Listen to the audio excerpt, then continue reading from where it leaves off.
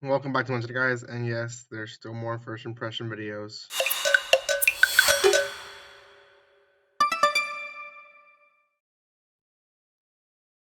Welcome back to my channel, guys. I thought I had ended my first impression videos, but I've had some of you guys comment on me being able to give my first impressions on certain series that I didn't do. This one was recommended by Germa Boy in the Pokemon Horizons video.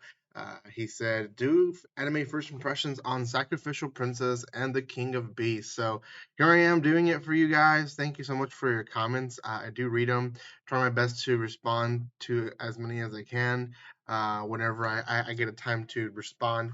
When I'm at work, I cannot respond.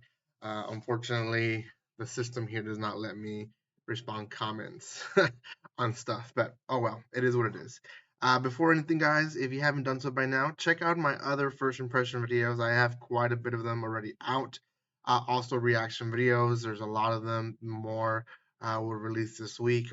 I have a lot of series that are from the weekend, and those I just kind of release through the week because I don't have that much time in the weekend to actually react to them. So it is what it is. Okay, guys, if last thing, if you haven't done so, if you're watching to this point, subscribe, comment, like, and share because that always does help tremendously. So okay, let's talk about this series. So, again, the name of this series is going to be Sacrificial Princess and the King of Beasts. Um, now, the first episode, we encounter a princess who's being or sorry, not a princess, a female human who's being offered as a sacrifice to the king of the beast, and essentially he's gonna eat her, right?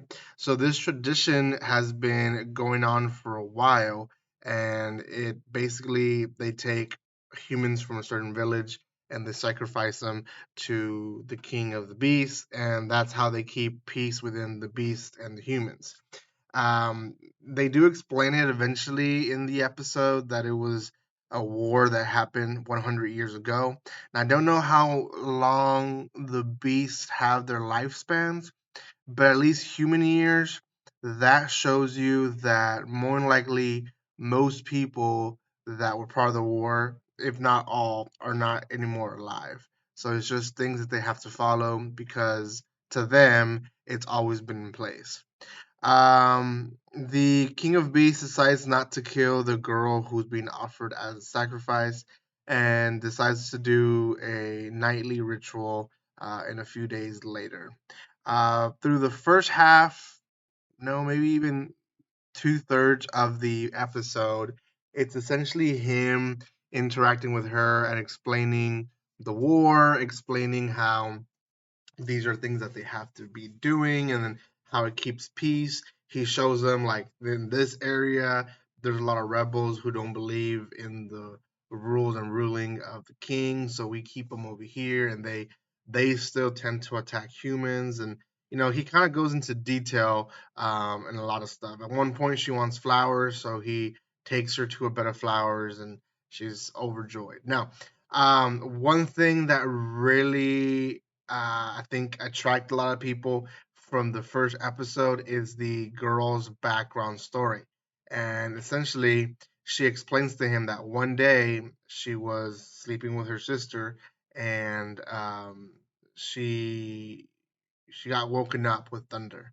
And she went to look for her parents. And while she was looking for her parents were talking about how they were worried that the next sacrificial was going to be chosen from their village. And then they said, well, the dad says, "Don't worry, that's why we adopted the second child so that we can just send her instead of our own." So the thunder hits again, and they notice that she's standing there hearing the whole thing, and they have like this crazy eyes, crazy smile on them.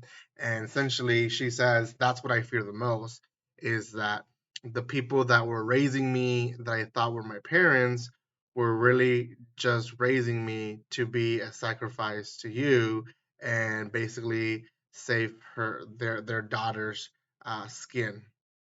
Um, The last part of the episode is kind of a big reveal of the King of Beasts. He's a human who can transform into a beast, and she notices him from the get go, that it's him, and he offers for her to run away and escape, and she insists, "I have nowhere to go, so either you eat me or you let me stay here." And well, he ends up taking her as a bride, and that, in a nutshell, is the entire first episode. It's pretty wild. It's pretty fast paced. To be honest, some of these series, sometimes, especially when they're explaining all the background story, it can drag, and this one just didn't. They did well placement on different shocking parts of the story that kept you wanting to see more and more.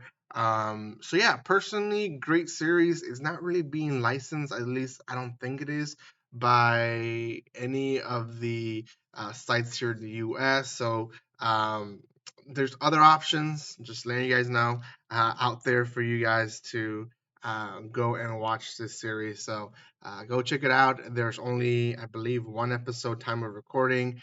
There might be another one by the time you watch this video. So, oh well. Thank you guys so much for watching this. If you haven't done so by now, make sure you subscribe to my channel. Give some love by commenting, liking, and sharing. And I will see you guys next time. Like always, don't be strangers. See you guys.